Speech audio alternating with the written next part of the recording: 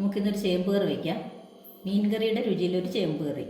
അതിനായിട്ട് ആവശ്യമുള്ള സാധനങ്ങൾ: ചേമ്പ് ഒരുക്കിയത്, പച്ചമുളക്, കുടംപുളി, ചുവന്നുള്ളി, കറിവേപ്പില, തേങ്ങാപ്പീര, മുളക് പൊടി, മഞ്ഞൾപ്പൊടി, ലേശം മല്ലിപ്പൊടി. ഈ ചേമ്പ് ഒന്ന് കട്ട് ചെയ്തെടുക്കുക.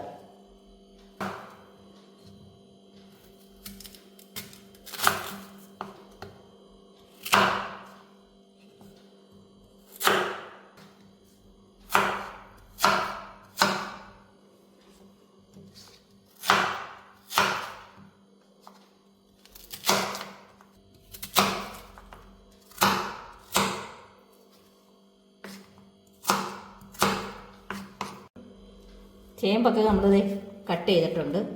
ഇനി ഇതൊരു ചട്ടിയിലേക്ക് ഇടാം. നമ്മൾ കഴുകി തുടച്ചൊക്കെ വെച്ചിരുന്നതാണ്, അതുകൊണ്ട് ഇനി ഇത് കഴുകണ്ട. നമുക്ക് തേങ്ങ ഇനി ഒന്ന് അരച്ചെടുക്കാം.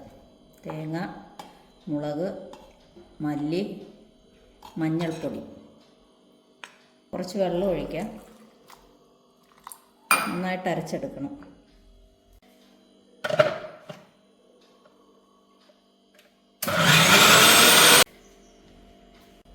തേങ്ങയും മുളകും കൂടി അരച്ചുകൊണ്ട് വന്ന അരപ്പ് നമ്മൾ ഇതിൻ്റെ അകത്തോട്ട് ഒഴിക്കുകയാണ്.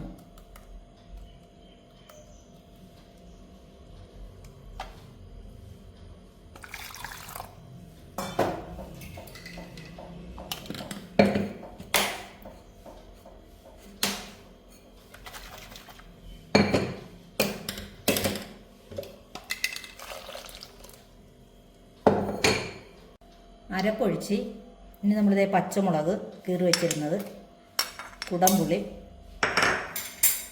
കല്ലുപ്പിടുവാണ്. ആവശ്യത്തിനായിട്ടുള്ള കല്ലുപ്പാണ് ഇടുന്നത്. എല്ലാം കൂടി ഒന്ന് യോജിപ്പിക്കാം. നമുക്കിതിനെ അടുപ്പത്തോട്ട് വയ്ക്കാം. ഗ്യാസ് കത്തിക്കാം.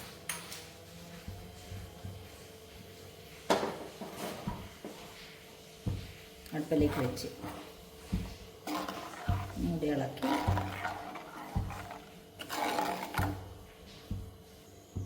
അടച്ചു വയ്ക്കാം. നമുക്ക് ചുവന്നുള്ളി ഒന്ന് ചതച്ചെടുക്കണം.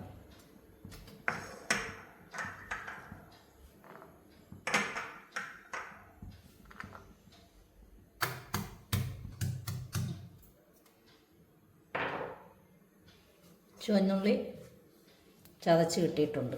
ഇത്രയും ചതഞ്ഞാൽ മതി. ഇത് നമ്മൾ കറി ഒന്ന് തിളച്ച് പറ്റാറാകുമ്പോഴാണ് ഇത് ചേർക്കുന്നത്. ചതച്ച് വെച്ച് ചേമ്പ് കറി തിളച്ചിട്ടുണ്ട്. നമുക്കൊന്ന് നോക്കാം. നന്നായിട്ട് തിളച്ചിട്ടുണ്ട്. നമുക്ക് ഒന്ന് ഇളക്കി ഇട്ട് കൊടുക്കണം.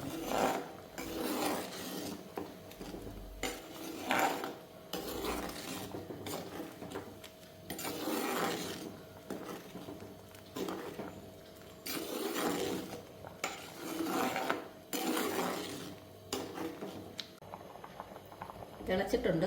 ഇനി ഒന്നുകൂടി നമുക്ക് ഇത്തിരി നേരം കൂടി ഒന്ന് മൂടി വെച്ച് തിളപ്പിക്കണം. നമുക്ക് മൂടി ഒന്ന് പൊക്കി നോക്കാം. ചേമ്പ് കറി റെഡിയായിട്ടുണ്ട്. ഒന്ന് ഇളക്കി നോക്കാം. ചേമ്പ് കറി പറ്റി പാകമായിട്ടുണ്ട്.